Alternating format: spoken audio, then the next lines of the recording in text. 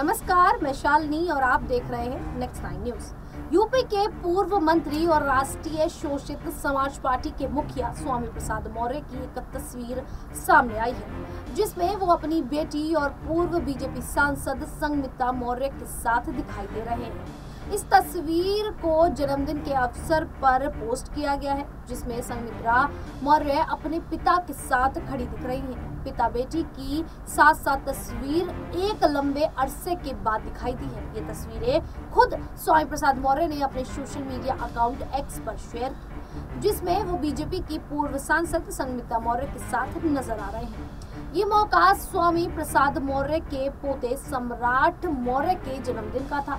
इस खास मौके पर एक पार्टी आयोजित की गई थी, जिसमें संगमित्रा भी शामिल हुई हैं। उनके अलावा स्वामी प्रसाद मौर्य की पत्नी, बेटे और बहू भी तस्वीरों में दिखाई दे रहे हैं। दरअसल स्वामी प्रसाद मौर्य ने 2022 के यूपी विधानसभा चुनाव से पहले ही योगी सरकार में कैबिनेट मंत्री पद से इस्तीफा देकर समाजवादी पार्टी ज्वाइन कर ली थी।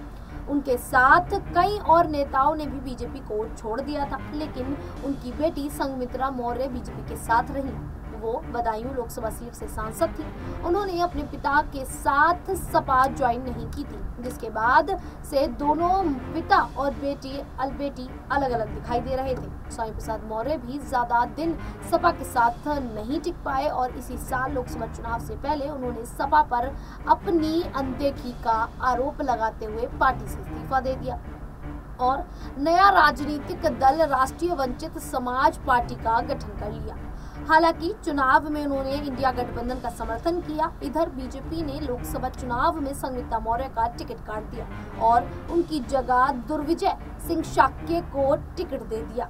संगमित्रा मौर्य चुनाव प्रचार के दौरान बीजेपी के साथ दिखाई दी थी, जब मंच पर उनके आंसू छलक उठे थे।